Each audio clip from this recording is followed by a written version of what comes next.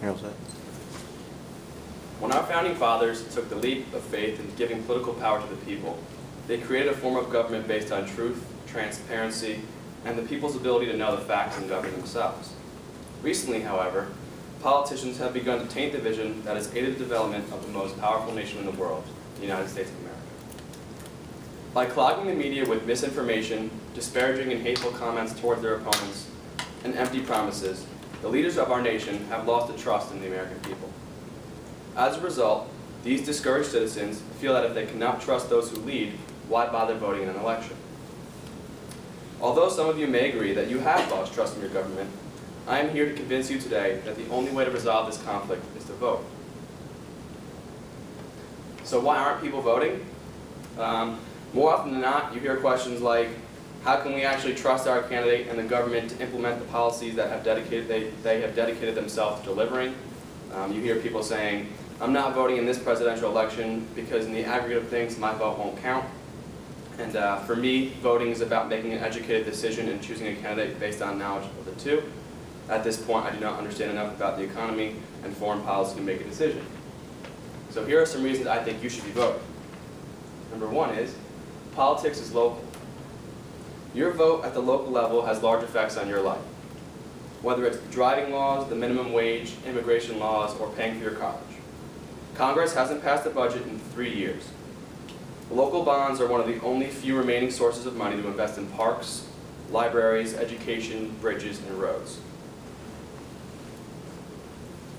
Another reason to vote is the popular vote matters. Unlike common misconception, people don't think the popular vote matters because the electoral votes really determine who wins the election. The popular vote does allow a president to send a message to Congress that the nation supports his policies and vision for our government. It will make it easier for him to accomplish the things you believe in and hopefully have voted for. It's like sports. It's not just about the team's skill, but the crowd that's behind it. Another reason, which is very applicable to us, is the millennial generation, which is between 18 and 29-year-old people. Millennials matter. No matter which state you live in, if we reliably show up, our policymakers will start reacting to our interests because they will see us as essential to becoming reelected. It's like cheering for your favorite player. You show that you have their back.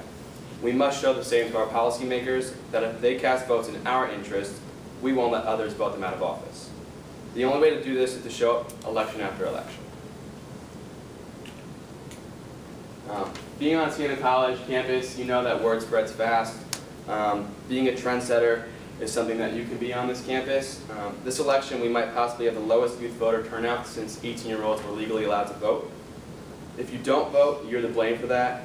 Every time you don't vote and talk about it, you make your friends, parents, or siblings less enthusiastic about going out and voting. As you well know, one bad attitude can have a ripple effect, especially on a college campus. Be a trendsetter, and let's make sure this election our voices are heard. Actually, going back to this Millennials Matter, I have a quick clip. Does this work? It doesn't. You have to go back over it and do yourself over. Sorry.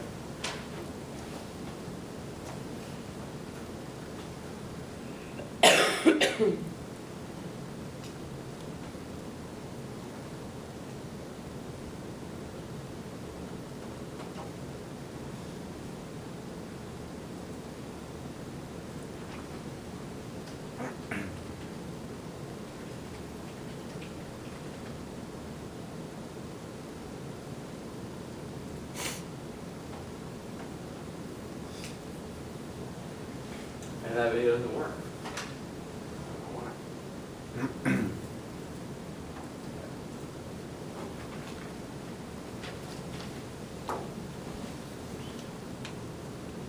Okay, and finally, we are a democracy, so when people have the right and have had it, it seems as though they take it for granted. Yet people in many other countries are rising up in arms because they want a chance to vote.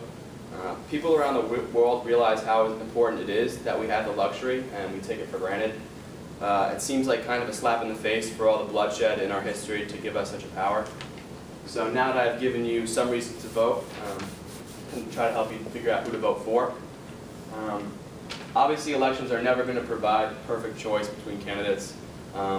there's never going to be one candidate who you agree with 100% of their policy. My advice to you is determine your own personal preferences on societal issues and form your decisions around policy that is a solution that you prefer. So with that, here's a little outline of Republicans versus Democrats. Republicans tend to emphasize on crime protection, deficit reduction, lower taxes, etc., whereas Democrats tend to focus on discrimination, education, environmental protection, healthcare. Here's a little look at the 2008 election where Barack Obama defeated McCain. He had 365 total electoral votes and 69 million popular votes. 54% of Americans participated, which is a pretty low number, as well as 50% of the millennials that came out. So between 18 and 29-year-olds, only 50% turned out to vote. And finally, a breakdown of Romney versus Obama. As you can see, there's a pretty decent age discrepancy there. They differ on economy, military, and healthcare primarily is some of the most important things. For example, Romney thinks Bush wants to make Bush tax cuts permanent, whereas Obama wants to increase them. And for healthcare, Obama wants to continue with the healthcare plan he has in place, and Romney would like to overturn that. So the time has come for you to decide. It is time for you to decide whether or not to exercise your fundamental right as an American citizen.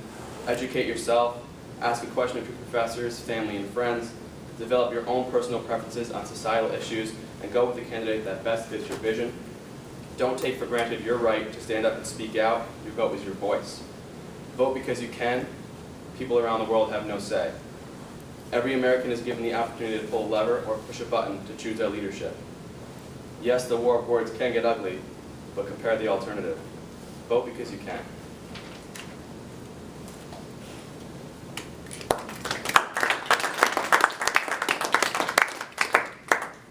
Got kind of a mixed applause here, because I didn't say. I think what we'll do is we'll wait for a question and answer period, whether or not the speaker tells us there is one, and then we can give a hearty round of applause, I guess I would call it. Does anybody have any questions? Somebody usually will, by the way. Any thought, personal feeling with regard to the negativity of the advertising that we seem to see in elections, local, national, whatever?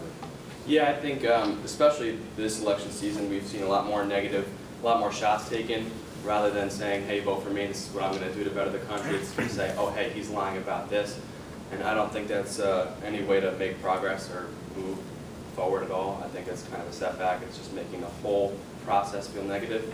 And I think people aren't going to go out and vote if they don't have a positive feeling about the government. So. Well, I think that's a very good point, because it just, I mean, you know, everybody's a liar, everybody's doing it, you know, the two ads come on for one candidate and then right after it the other one, and they're all saying, you know, it almost becomes ridiculous. Electoral college, thoughts with regard to that? You sort of captured the opposition with regard to the popular vote, but you know, do you have any thoughts on that individually? I know it can be kind of offsetting to think that why vote if only the electoral college vote matters, but I think it is important to have the popular vote, because if you don't vote, then you're really, that's your voice. Your vote is your voice, and if you don't go out and vote because you think your vote's not going to matter, then I don't think that's how a democracy works, and that's not what our democracy was founded on. Thank you very much.